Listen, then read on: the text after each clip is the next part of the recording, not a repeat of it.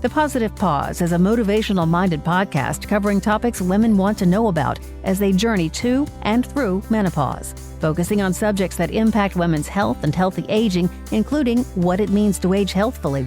The Positive Pause features experts and influencers from a variety of industries and specialties. The information and opinions expressed on the Positive Pause are not intended to replace the services of trained professionals or to provide specific medical advice. To see the National Menopause Foundation's full medical disclaimer, please visit nationalmenopausefoundation.org. Welcome to the Positive Pause. I'm Claire Gill, founder of the National Menopause Foundation. Joining me today is Joe Hoye, the owner and operator of Hoye Fit, and the host of the Midlife Makeover, the largest summit to date for women over 40. Joe's passion for fitness began at age 13 when his mom took him to the gym, which changed the course of his life. It led him to study anatomy, physiology, nutrition, and kinesiology in college. Using this knowledge, he underwent his own transformative fitness journey. People noticed his results and then wanted his help. So he started to run an online weight loss challenges where most participants tended to be women over 40. At the same time, Joe also worked alongside surgeons, primarily in the OB/GYN space, where he learned everything about the health needs for women over 40. So this is how he found out that he had a passion for helping women, creating lasting change through his fitness expertise and his medical background. He has now coached thousands of women to transform their body, health, and mindset. He's also the creator of the Diet Detox method, a revolutionary approach to health and nutrition. His philosophy is that the best diet and exercise program is the one that you enjoy, because that's the key to achieving and maintaining results. I am so happy to speak with you today, Joe. Thank you so much for joining me. Thank you, Claire. Really happy to be here. So, as I mentioned in the intro, Joe, you began your career in the fitness space with your own transformation. What made you want to do that? And then what led you to being focused on helping women over the age of 40? Yeah, absolutely. I mean, you just did a lot of justice to explaining it in like a shorthand version. But really, at the age of 13, my mom was my strongest, most consistent role model growing up, and I was an only child. I had two stepbrothers, but sometimes they were at my mom's house, sometimes they were at their mom's house, and a lot of times it was just her and I. And so I spent a lot of time with her, and her friends, and at the same time, at like 13, I just started hitting puberty. I shot up in terms of height, but I was like really, really skinny. Because of that, like super uncoordinated, not athletic, super slow. I really wasn't that great at school. And a lot of people noticed that were my peers. And so they capitalized on it. I started getting picked on and bullied a little bit. And at the same time, I started hanging out with the wrong kids and started to make some pretty dumb choices. And so my mom saw both of those things at 13, and she had been going to the gym for a couple of years before that anyways. And one night after she came home from work and cooked dinner for us, and I did my homework and cleaned up the dishes, she invited me to go to the gym with her. And in my eyes, in my mind, that was a no-brainer, because every guy at the gym had what I wanted, right? They had muscles, they had confidence, they were feeling good about themselves. And so it's like, yeah, I'd love to go and turn into that person. Thanks, Mom. And the very first day I stepped into the gym, I fell in love. Like, I loved what it did for me, not physically, because those results take a long time, but mentally. Like, I left in a better space. And so I was hooked. I was like, wow, that's it. I'm going. And so from 13 to 18, I went religiously. Nothing really changed in my body because I didn't have the nutrition aspect down. And so by the time I graduated high school, I was still 5'11". I had gained about 5 pounds. So I was maybe 140, 145 pounds and still skinny, still getting picked on. But I had changed the direction of my life because of the gym and because my mom introduced it to me. And so that alone was huge. So now I care about my body. I care about my health, and I care about other people's health. So I start going to college to pursue a career in the medical field. Because of that, I'm taking anatomy, physiology, kinesiology, all the things you named. And I turn into my own guinea pig. I'm like, wow, now I really understand what creates change. I'm going to do it to me. And so I do. But at the same time, I'm 18 and I'm dumb and I'm away from home. And so now drinking starts happening. After drinking comes Domino's pizza. After Domino's pizza comes small amounts of sleep. And after all of that comes a lot of fat gain.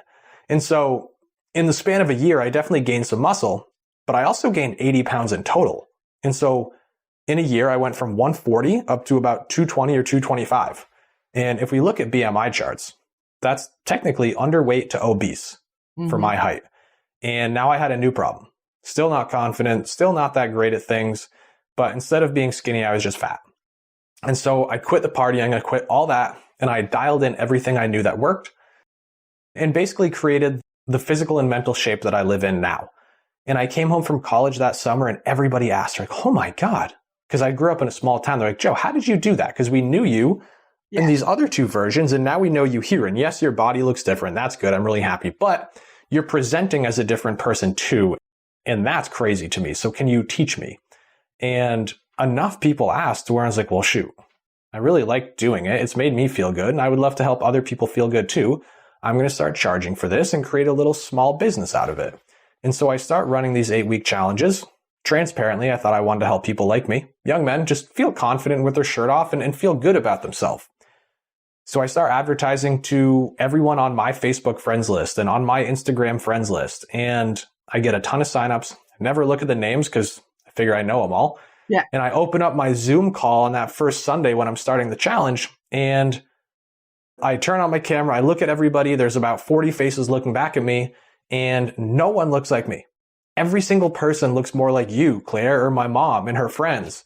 And I was like, oh my God, how did this happen? And what am I going to do? Because I've never helped somebody like this before, but I rolled with it. So at the end of the first call, everybody was laughing and having fun. Nobody felt judged. They all felt safe. At the end of the first 8 weeks, nearly everybody got a result. Great. And I was like, well, shoot, you know what? This was fun. This was fulfilling. These ladies feel amazing because most things that they've tried haven't worked and this did. I don't care if this is what I didn't think I wanted to do. This is in fact what I'm going to do because, well, I like it. And so at the time, those 8-week challenges were giving out $500 cash prizes. And I was getting such few amount of signups that I was actually losing money on that. So I had to get my job in surgery. I became a surgical technologist. In my hospital, it was a really small hospital. We only had like 4 or 5 ORs and we had no residents. We had no PAs. And so technically on paper, a surg tech sets up the room sterilely and then passes instruments to the doctor during the procedure. We were so small that, well, the doctor only had their 2 hands and no assistant. So a lot of times we would set up, we would pass instruments, but at the same time we would assist with surgery. And so my role was to do that. And my higher ups, again, like getting pushed in this direction, my higher ups thought it was going to be a great idea to take the one male in his role on that team. There were 7 other girls, take me and stick me inside the OB and GYN based rooms.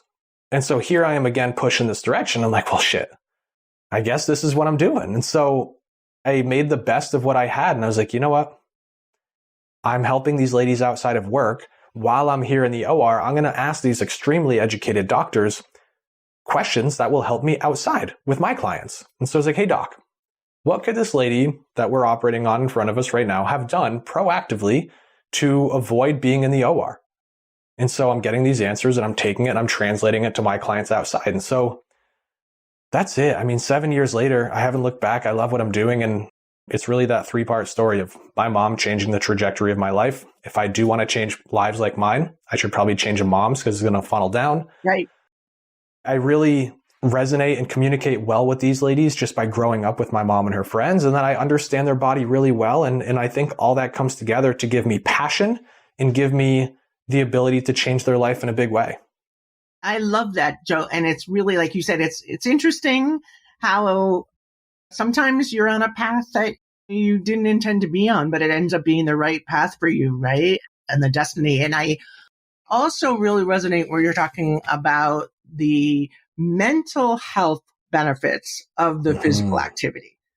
And I don't think we talk about that enough. And sometimes maybe we get so focused on the physical part of it that we really miss out on that connection between mind and body and all the benefits that you had. Like you said, even when your body wasn't changing the way you wanted it to, as fast as you wanted it to, your mental health changed, right? Which made all the difference. So much. Yeah. And I think we can even broaden that thought process too, because I think inside of all of our lives, we have, in my thought process, 4 dimensions. Maybe somebody defines this different, but in my life, I can see 4 dimensions. I have my body, so its level of health, the way it looks, feels, and functions. I have my being, so my own relationship with myself and then God or higher power. I have connections, so my relationship with my wife, my friends and family. And then I have my business. And I find that when one of these is lacking, right? So if my body's lacking, well, my relationship's going to too, because I'm just not feeling my best. Right. Or if my business is lacking, well, I'm not feeling that great about myself. My being starts to lack. But when we reverse that, when something's feeling good, it lifts the others up. And so very similar to what you're saying, like mind and body are connected. Doing something good for your body also helps your brain in a huge way. Huge, huge. And so I think we're also, when we talk about the getting in shape or what it means to be healthy or all of those things, so much of it in our society is really focused on dieting, right? It's, that perception that it's restricting something is going to end up being what helps us to get over that hump. So you sort of have a philosophy more about like that diets aren't really the way to go and that's not where we should focus. So talk a little bit about why diets don't work and what your diet detox philosophy is all about. Yeah, absolutely. So, I mean, if we look at most any diet, and when I say that, I mean the household names that we all think of when we hear the word diet, but I'm not going to say because I don't want to cease and desist right now. We understand that they're taking things away in a drastic way, right? They're taking carbs away. They're taking sugars away. They're taking fats away. You name it, something is being removed. And 9 times out of 10, most people enjoy the things that are being removed. I like carbs. I like added sugars. I'm not going to have them all the time, but I am going to have them sometimes. I like my fats, and guess what? My hormones and my health do too. And so if somebody takes something away from me, I might be able to do it for a little bit. Eventually, my willpower is going to drain. I'm going to have a bad day. I'm going to maybe use that as a coping mechanism. And I'm going to want it. And as soon as I have the thing I'm not supposed to have, I'm going to feel like a failure. And as soon as I feel like a failure, well, I'm going to throw in the towel and I'm going to say, you know what, this didn't work just like the last 10 things. So that's one of my biggest problems. The next thing is most of these are too restrictive, right? And I say too restrictive because we understand that in order to lose weight, you need to eat slightly less food than your body needs, but not massively less. And I mean, gosh, with the seat that you're in, Claire, you probably understand this better than most, but women are losing muscle mass naturally year after year, and there's nothing like it just happens. And so now that we have a massively restrictive calorie deficit, well, you're only speeding up that muscle loss. And that's going to lead to a slew of problems later on in life. And so, God, not only do diets not work, but they work against us. Yeah, I think that's what people don't know, right? Because we never really look at the big picture. We're always kind of focused on the task at hand. And like you said, sometimes in small increments.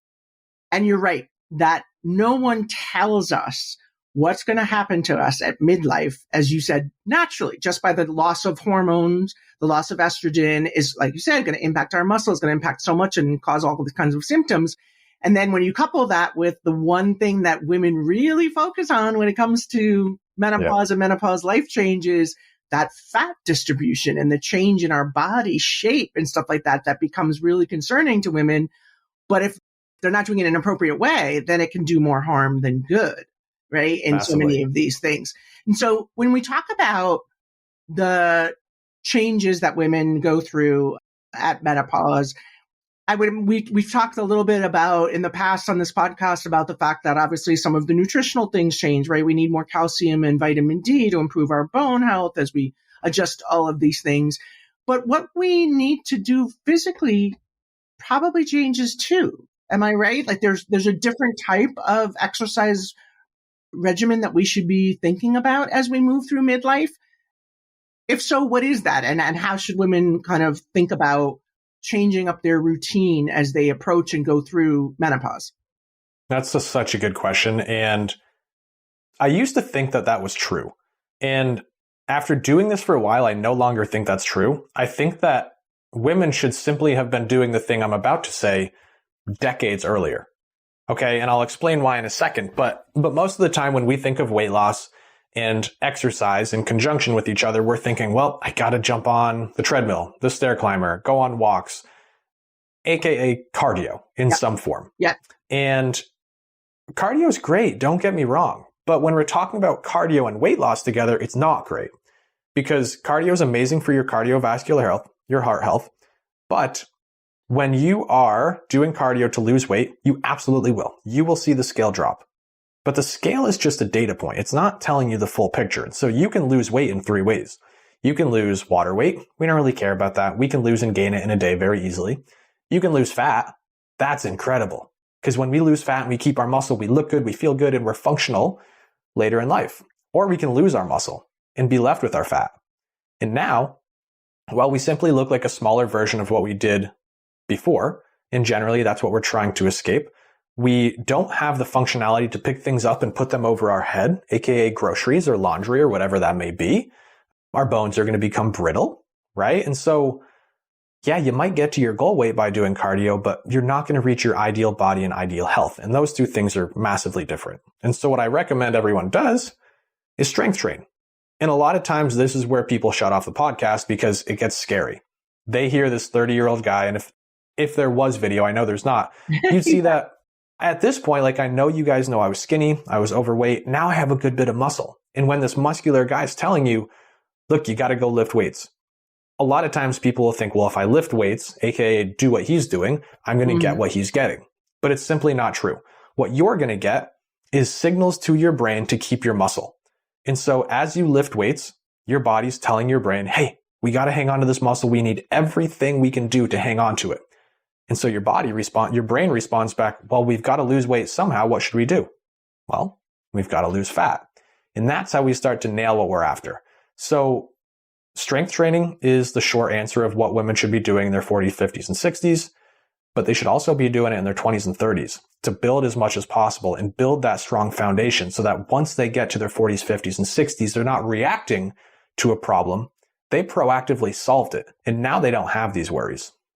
Yeah, it's so interesting because as much as menopause is trending now, and we're talking more about it, which thank goodness, and people are doing it, I have also started to hear way more about strength training. And obviously, as my day job CEO of Bone Health and Osteoporosis Foundation, very happy to hear people talking about strength training, because that really is, as you said, what so many people are lacking, and not just at menopause and midlife, but throughout our lives, right? And we joke about no video, all audio, but anybody who knows me knows I preach, and I'm not doing it yet myself. And so I'm too trying to struggle through this, right? What do I need to do, and how do I do this? And I hear from all of these experts like you talking about the importance of strength training, and it has really started to sink in for me, where things that are, as far as, like you said, lifting weights, we're not going to become bodybuilders,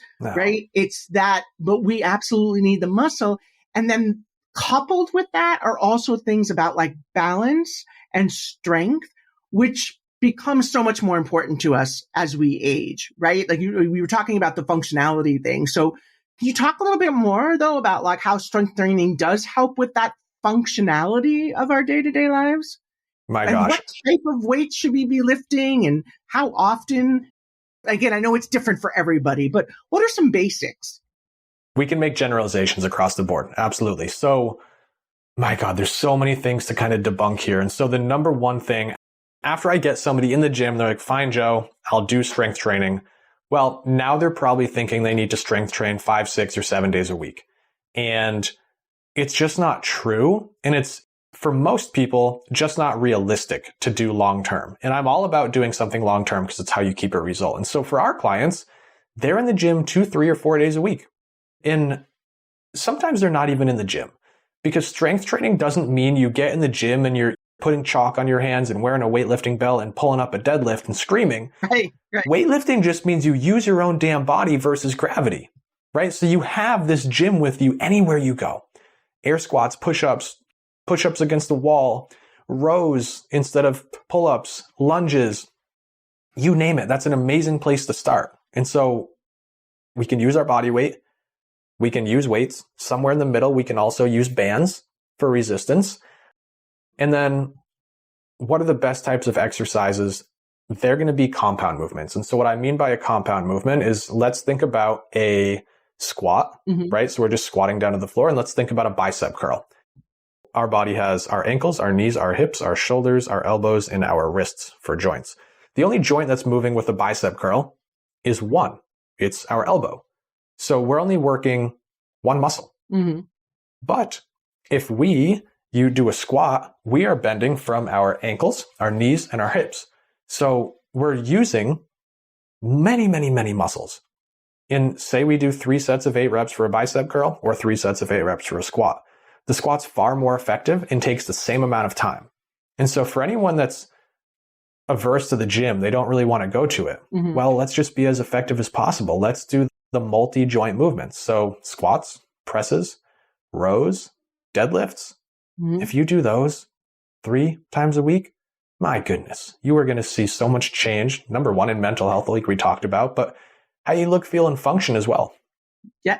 So absolutely super important, like I said, and those things are going to help us as we age, stay mobile, stay independent, be able to do those things. I think so many women my age look at like our parents and our parents' generation and think about sometimes what they're not able to do, right? And thinking to ourselves, I don't want to be that, right? I want to make sure that I can live independently, still travel, do all the things I want to do as an older age. And really, this midlife time is a good time to start thinking that way, right? That we can make those changes that are going to have a huge impact, besides how it makes us look and feel right now, kind of stuff, whatever. But that functionality stuff, it's not going to happen if we don't start now, right? No. And so what about for women who haven't done this their whole lives, right? And now, again, they've reached midlife, they're realizing these kinds of things.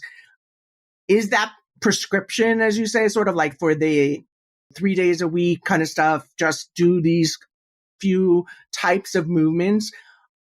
Are that the best way to start? Or is there other way? How do people go from nothing to starting? Yeah. And then for those, then the second question to that is, for a lot of women tell me like, man, I've always been so good and worked out and I'm in shape and things have just completely changed for me at menopause. So what do those women need to do? So, so two-parter. Absolutely. So number one, for the sedentary lady, we just got to meet you where you're at. It is the same conversation as diets is. We cannot go from 0 to 100 and expect that you're successful for life. So before anything, like, I want to figure out where somebody is right now.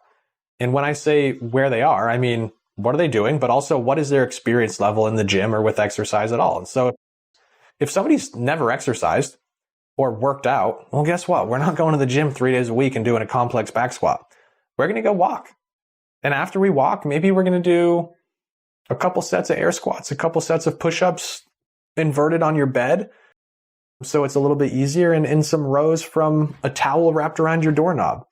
And once we have that and you're doing it, you're like, Joe, come on, man, I need a little more. That's too easy. It's like, okay, well, that's our sign. Now we're going to add a resistance band for your squats wrapped around the bottom of your feet and then wrapped around your neck. And that's going to help pull you down. So as you push up, it's a little harder.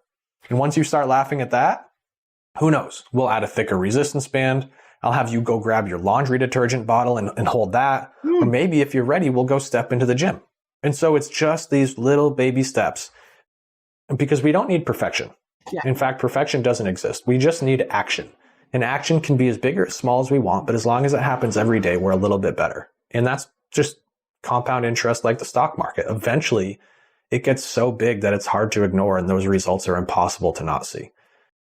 And then for the ladies that have done everything right, I'm going to say right in air quotes, everything right for years, and it's just not working anymore. What I see usually is one of two things. One, which is called metabolic adaptation. So they're eating so little for so long that their body's fighting back. And instead of using and burning the calories that they take in, they're simply hanging on to them for later. And so the way I explain this is, we've evolved as a civilization far faster than we could as a human being, right? And so what that means is we have grocery stores on every block, right? We can get food, but our body doesn't know that. Our body's still in the caveman era, when food was scarce. And so when food was scarce there, our body downregulated. It didn't burn as many calories because it didn't know when it was going to get its next calorie. And so that's exactly what's happening now. And it's basically protecting you to survive. Now, that's part one. Part two is maybe you've been doing everything right in air quotes, but right is doing way too much cardio, way too often, and eating too little food and not enough protein. And so now it really never worked for you, but you're just not seeing that it didn't work until now because that compound interest worked against you, right? You lost muscle so slowly, which means you lost your metabolism, aka your ability to eat calories without weight gain, that you didn't notice until your 40s or 50s. And now it's not working. And so now we have to react to the problem of muscle loss first, and then we can lose weight after. I hope that makes sense. Yeah, it does. It does make sense. And I think that it is that sort of thing when we get so little information about how our bodies work as we grow up, right? And we maybe hear a little bit about energy in, energy out kind of stuff, but that doesn't get to what does the body need and how does it need it? And as you were saying, how does the body change and the things we need to do changes over time kind of stuff. And so it's natural, though, I would think, for all of us to stick with what works, right? So if you've been doing something and you think it works for you, right, and it maintains your weight, and that's all you're thinking about when it comes to health, then you're not realizing what's actually going on inside. I get that question and that confusion for women at midlife all the time, particularly for those who end up getting diagnosed with osteoporosis, where they say, but I've worked out, right? I've done this, but how did this happen to me? And not realizing that there's so much more that goes into that, right? Like you said, where maintaining weight doesn't necessarily mean that someone is healthy or that their bones are healthy even, right? And so many of those things. It's why people who are thin still have heart attacks, right? But we're not thinking through how to get that full picture of health. And so what I also Joe, want to talk a little bit about is like that online programming that you have, because the good thing that's changed as we've developed is, again, you may not have experts within your specific community, right? Or about them, but now we have access to other resources and other experts, thankfully, via some of this online stuff. So talk a little bit about how your online program works, because I know that form, right, and making sure someone's doing it right and correctly is so important. So how do you address that when you're in an online forum? Absolutely. Yeah. I mean, we go so much deeper than nutrition and exercise because of what you just said. If somebody doesn't understand the why to what they're doing, it's just not going to stick. And so education for me is huge. And that's why I love this conversation with you right now, is because if people can start to see the bigger picture and think about the bigger picture, then they're going to do the right things. Whereas if they are operating from a smaller understanding, well, then they're just going to solve the problems that they understand, and they're missing a whole big picture. So we're really education based. We want people to leave understanding and feeling empowered to do this on their own for the rest of their life. Nutrition for us, I take the stance of the best diet for you is the one that you can stick to.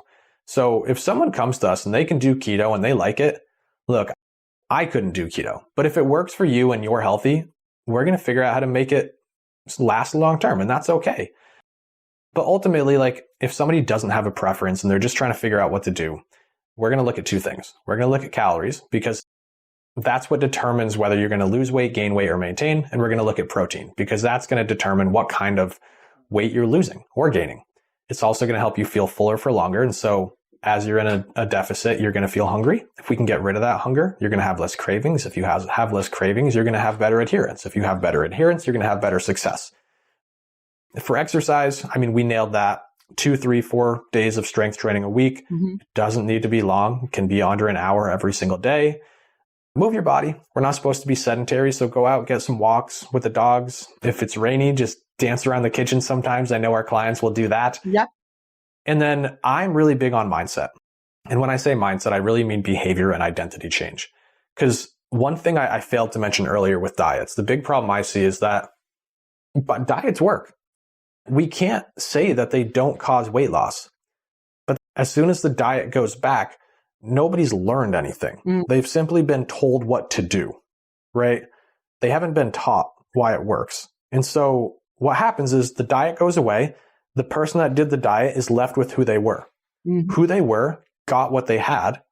Because they're who they were again, they're going to go back to what they had. And so what I like to do is build the person from the inside out and help them understand that just because this is how you used to act, these were your old habits, these were your old thoughts, behaviors, actions, doesn't mean they always have to be. And in fact, if you want a different result that lasts a lifetime, you're going to have to do something different, think different, act different, and behave different. That's so important, because you're right. If the mindset doesn't change in what we're doing, it is so easy to fall back into bad habits. Even simply changing how we approach things. I remember I was talking with my acupuncturist, actually, and he was saying, we were describing a scenario where they had two people who were trying to give up smoking, right? And they had them walk into a room and there were cigarettes on the table. And the one person who said, "Oh, I've given that up, I don't smoke anymore," didn't stay a non-smoker as long as the person who walked in and said, "I'm not a smoker." Yeah. When they saw the pack of cigarettes, right? And that conversation that person had in their head, that's what the study showed, like basically made that big difference. We were joking about, like I said, "Oh, I've started doing Tai Chi and, kind of stuff, or I'm trying to do that kind of stuff." And he's like, no, I do Tai Chi. Right. Just owning that and saying that is that a part of that puzzle that makes a difference. And so I love that when you're talking about your program, it is the mind, the body, the nutrition, like all of those things, because they have to work in sync, right? If it's going to be a long-term change. Yeah, absolutely. And so here's a quick story, because I didn't always think this way transparently. When I started doing these challenges, when I was a new coach, 24, 25 years old, I was only doing nutrition and exercise. And so for those 8-week challenges, like I said, those ladies were getting huge results in 8 weeks. And then after a while, I would see the same people coming back to me and being like, "Joe, I'm ready. When's your next challenge?" Yeah. And I'd be like, "Well, hang on a second. Why are you back? You were where you wanted to be." They're like, "Oh, well, I fell off, so I'm ready for a new one." And they said it like that's what's supposed to happen. It's like, well, enough people are coming to me. I'm noticing a pattern that I don't like. Maybe if it was 1 or 2 people, sure, that's their fault. Yeah. If it's a lot of people, no. All 10 fingers point back at me. And I knew I had to evolve as a coach. And that's why we added in the mindset. Because when I work with someone, look, I love everyone I work with, but I don't want to spend the rest of my life or their life with them. I want to simply help them do this on their own forever, so they don't need another coach or diet again. That is really important. I mean, it's good to have repeat customers, but like you said, it's better to have a referral versus a repeat customer, right? Yes. And especially when it comes to this lifestyle stuff. Well, this is terrific. And I really appreciate you going over these things with us, Joe, because I think we need to be reminded of it all the time. And it takes a while. Like I said, I've been doing this now in the menopause space for a while, and I'm still learning every time and need those reminders about, oh, wait, I really have to focus on this. I really need to make the time for this. I need to do all 3 of these things to make a difference. So I'm so grateful that there are professionals like you out there to help people find their way. And I also love your thing about educating people so they're able to do it themselves, right? If we don't learn anything from it, then it doesn't become a habit, a good habit in a way. So totally appreciate that. So we're going to have information about you and your program and stuff with the notes of this. And I encourage everyone to check that out and find out more and find out what works for you. Really, your body, your mind, your spirit. What do you need to work on to be able to be the healthiest version of you? And thank you again, Joe, for sharing your time and experience. And we'll definitely provide more information about your program and the Diet Detox book with the notes of this episode. I hope everyone's enjoyed it as much as I have and learned something new. Please be sure to subscribe to the Positive Podcast so you never miss an episode, and share the information with your family and friends. Thanks again to my guest, Joe Hoye, owner and operator of Hoye Fit, and thank you for listening. We hope you'll tune into another episode of The Positive Pause.